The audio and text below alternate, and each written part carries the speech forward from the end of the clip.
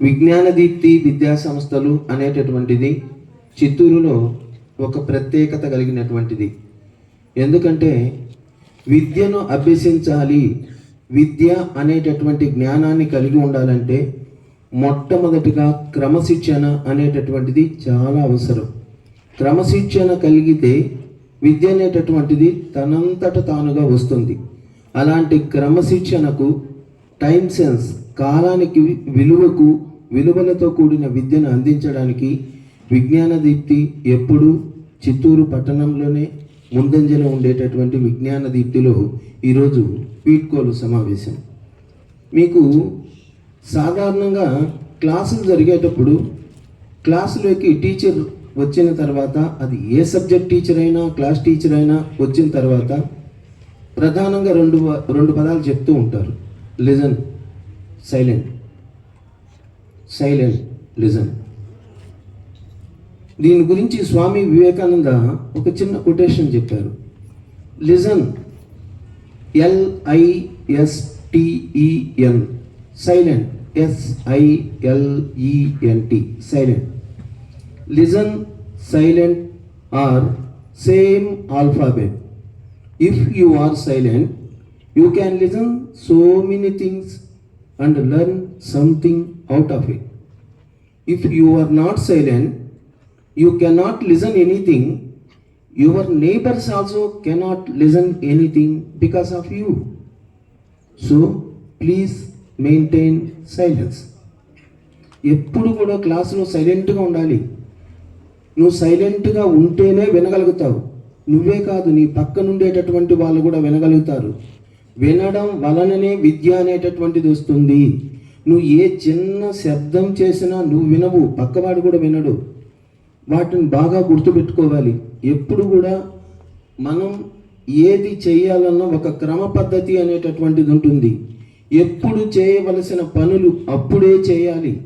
చదువుకునేటటువంటి వయసులో చదువుకోవడం, ఆటపాటలు ఆడేటటువంటి వయసులో ఆటపాటలు ఆడడం, నిద్ర సమయంలో నిద్రపోవడం, ఎప్పుడు చేయవలసిన పనులు అప్పుడే చేయాలి. ఎక్కడ చేయవలసిన పనులు అక్కడే చేయాలి. స్కూల్ అనేటటువంటిది చదువుకోవడానికి మాత్రమే. చాలామంది మిస్యూజ్ చేస్తున్నారు. మెయిన్గా చెప్పాలంటే ఇప్పుడుండే జనరేషన్లో ప్రతి ఒక్కరూ సమాజం అనేటటువంటిది కొద్దిగా ముందుకు వెళ్తున్నాము అని వెనుకడుగు వేస్తూ ఉండేటటువంటి దానికి కారణం మొబైల్స్ అనేటటువంటిది. మీరు చాలా కొటేషన్స్ కూడా వినుంటారు. పుస్తకానికి మొబైల్కు చాలా తేడా ఉంది. మొబైల్ అంటుంది, ఒక్కసారి నా ముందు కానీ నువ్వు తల వంచితే, మొబైల్ చూసేటప్పుడు కంపల్సరీ తల వంచాల్సిందే. జీవితంలో నిన్ను తల పైకెత్తుకోనికుండా చేస్తాను. తల పైకెత్తనివ్వదు. మనం అన్నిట్లోనూ వెనుకబడిపోతాం. అదే పుస్తకం ముందు కానీ తల వంచితే జీవితంలో ఎప్పుడూ నువ్వు తల పైకెత్తుకోవచ్చు. జీవితంలో ఎవరు ముందు కూడా కానీ తల ఉంచేటటువంటి అవకాశం ఇవ్వదు.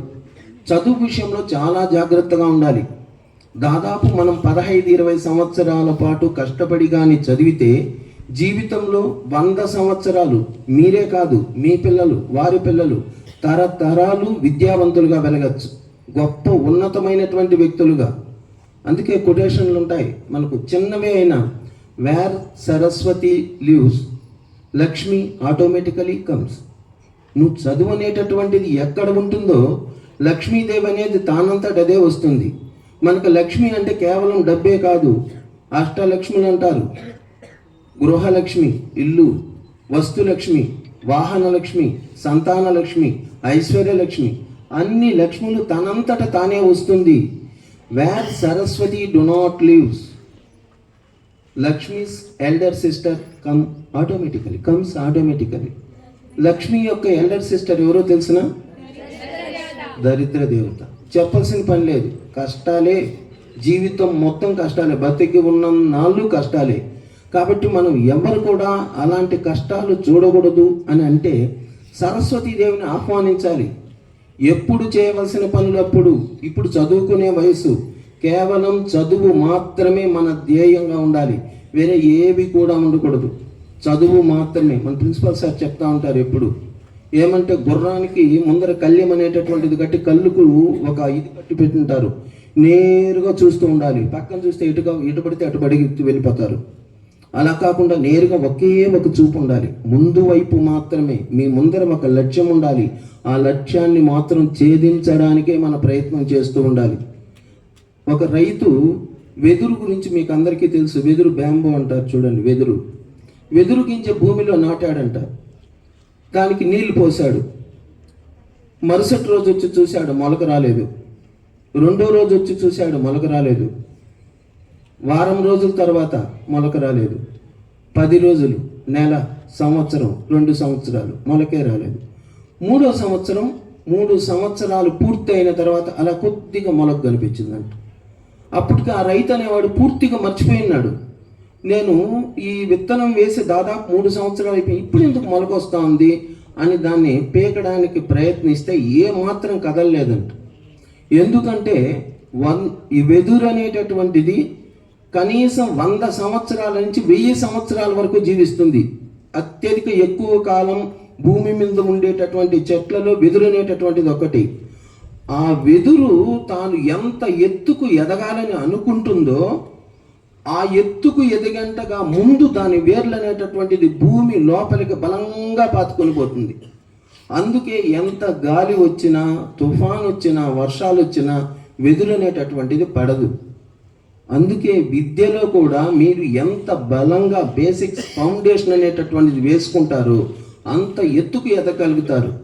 అలా కాకుండా చిన్న ఫౌండేషన్ అనేటటువంటిది లేకుండా, అక్షరాలు రాకుండా ఇలాంటివి ఏవైనా కానీ ఉన్నట్లయితే ఖచ్చితంగా ఎత్తుకు ఎదగలేరు. జీవితం చదువు అనేటటువంటిది మరీ కష్టమే కాదు. ఇష్టంతో చేసేటటువంటి ఏ పని కూడా కష్టమని అనిపించదు. మనం ఇష్టంతో చేయాలి. భగవంతుడు ప్రతి ఒక్కరికి మనకు శరీరాన్ని ఇచ్చారు. ఆ శరీరంలో ఉండేటటువంటి ప్రతి విషయాన్ని కూడా మనం చాలా జాగ్రత్తగా చూడాలి. మీరు సింపుల్గా చూడండి, వాటర్ బాటిల్ 10 రూపీస్, 10 రూపాయలు. ఇదే బాటిల్లో పాలు కానీ పోస్తే 20 రూపాయలు అవుతుంది. ఇదే బాటిల్లో నెయ్యి కానీ పోస్తే 100 రూపాయలు అవుతుంది. పెట్రోల్ కానీ పోస్తే ఇంకా ఎక్కువ అవుతుంది. బంగారం కానీ పోస్తే ఇంకా ఎక్కువ అవుతుంది. దాని విలువ ఎలా పెరుగుతుంది అంటే కంటైనర్ను బట్టి కాదు, దాంట్లో ఉండేటటువంటి కంటెంట్ను బట్టి.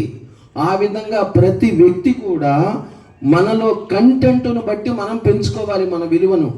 భగవంతుడు ఇచ్చిన శరీరంలో దీనిలో అయితే ఈ బాటల్లో నీరు, పాలు, నెయ్యి, బంగారం ఎలా విలువ పెరుగుతుందో ప్రతి విద్యార్థి కూడా మీలో కంటెంట్ అనేటటువంటిది పెంచుకున్నప్పుడు మాత్రమే మీరందరూ కూడా ఉన్నత స్థాయికి ఎదగలుగుతారు.